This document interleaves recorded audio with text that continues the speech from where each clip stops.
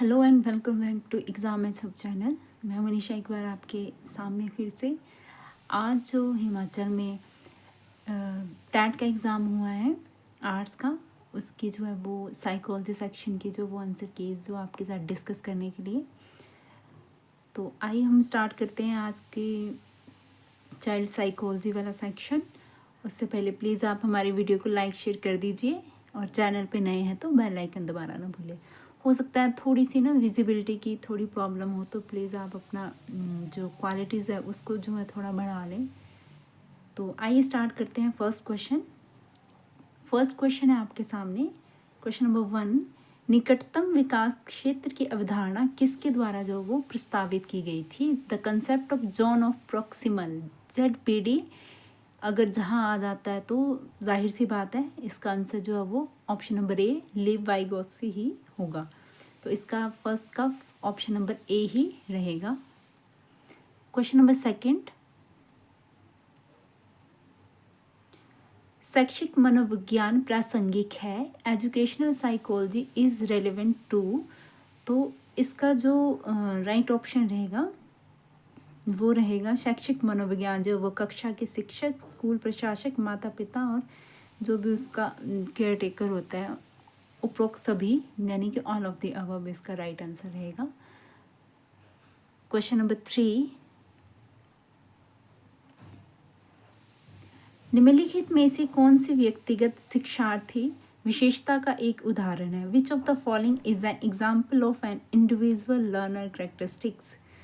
तो इसमें थोड़ा सा डाउट था, लेकिन मेरे हिसाब से क्लासरूम क्लाइमेट्स भी हो सकता है। तो ऑप्शन नंबर जो बी है इसका वो राइट रहेगा। नेक्स्ट क्वेश्चन, क्वेश्चन नंबर 4, मूल्यांकन में शैक्षिक मनोविज्ञान की भूमिका में शामिल है।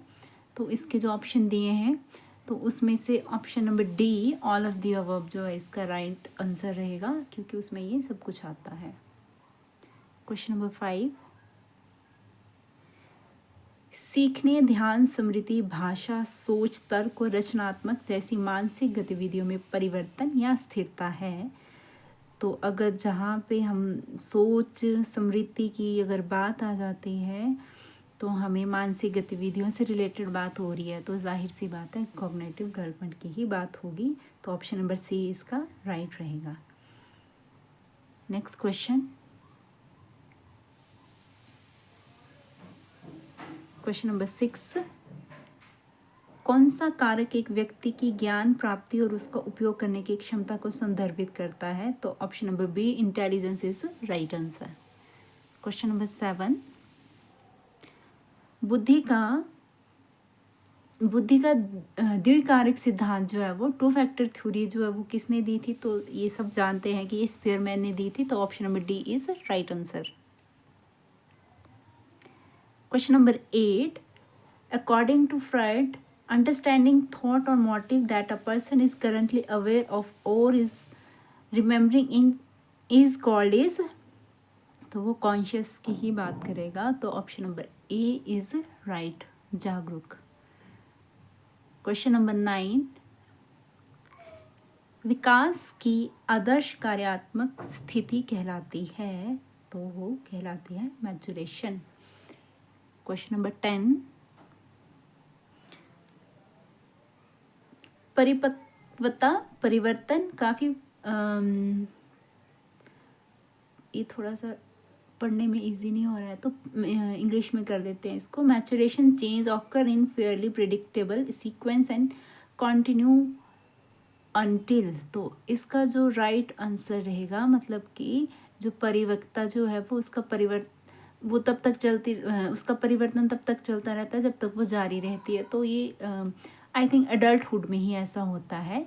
अगर अडल्टहुड चल रही है, अगर वो हो जाती है तो उसके बाद डायरेक्ट जो अडोलेसेंस जो वो आ जाती है।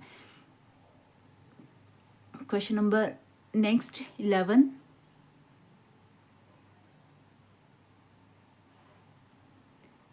सर्वाधिक मानवीय व्यवहार जो है वो जो होता है वो होता है has multiple cause. Most human behaviour जो होता है वो कई अनेक कारण होते हैं, उसके भी अलग अलग जो ह्यूमंस के बिहेवियर्स होते हैं। इसमें थोड़ा सा डाउट है तो प्लीज़ आप इसको आंसर की का वेट करें। थोड़ी सी विजिबिलिटी की दिक्कत है क्योंकि मुझे ये जैसे पेपर मिला है तो उसकी क्लैरिटी अच्छी नहीं थी, तो कोशिश की लेकिन नहीं हो पाई। क्वेश्चन नंबर 12, इसीलिए मैं साथ में पढ़ भी रही हूँ। एक समाज जो वो निहित और स्पष्ट के नियम के अनुसार आचरण का नियंत्रित करने के लिए स्थापित करता है, जिसे कहा जाता है, उसको कहा जाता है option number 1 morality. Question number 13,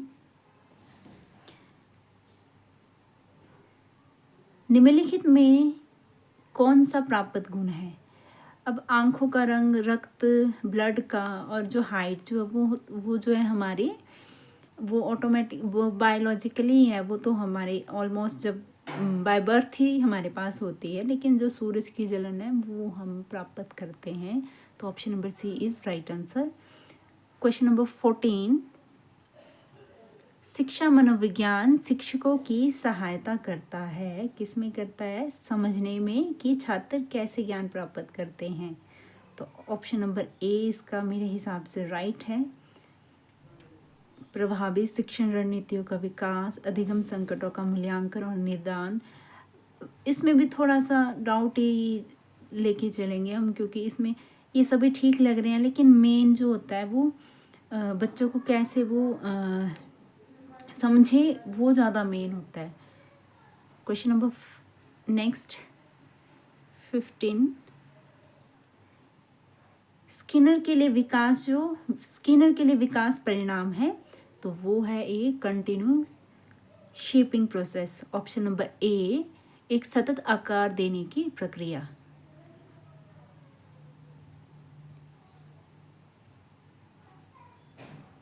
question number 16, क्रिया प्रसूत अनुबंधन का उद्देश्य किस प्रकार के व्यवहार को अंकुलित करता है? तो वो ऑप्शन नंबर बी इसका राइट रहेगा, एमिटेड रिस्पॉन्सेज, उत्सर्जित प्रतिक्रियाएं। क्वेश्चन नंबर 17,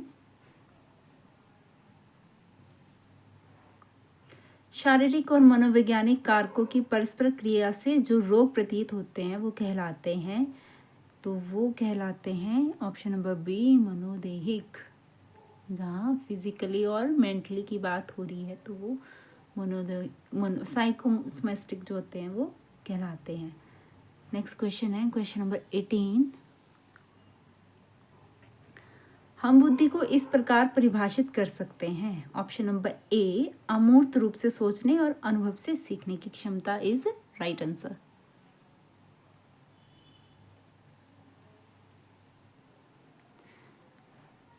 क्वेश्चन नंबर 19, शिक्षा मनोविज्ञान का प्राथमिक लक्ष्य क्या है? तो इसका जो राइट आंसर है वो है ऑप्शन नंबर सी, अध्ययन और विकास को सुविधाजनक बनाना। क्वेश्चन नंबर 20, निम्नलिखित में से कौन सा शिक्षा मनोविज्ञान का विषय नहीं है?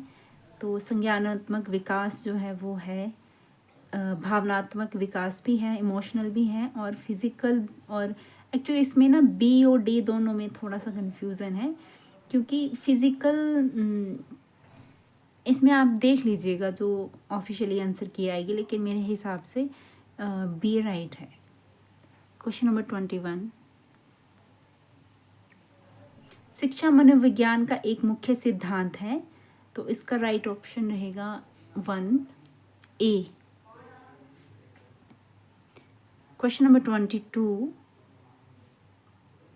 शिक्षा मनोविज्ञान में प्राकृतिक पालना विवाद से क्या मतलब होता है? तो इसका राइट ऑप्शन रहेगा ए, ज्ञान प्राप्ति पर आनुवंशिकता बनाम पर्यावरणीय कारकों का प्रभाव। क्वेश्चन नंबर 23, कौन सा सिद्धांत सूचित करता है कि सीखना दर्शन और अनुकरण के माध्यम से होता है? तो इसका राइट आंसर रहेगा social learning theory. Option number B is right answer. Question number 24, सोच भावनाओं और कार्यों के बारे में चेतना की डिग्री है, तो इसका जो राइट आंसर रहेगा आत्म जागरूकता। ऑप्शन नंबर ए सेल्फ अवेयरनेस। Question number 25,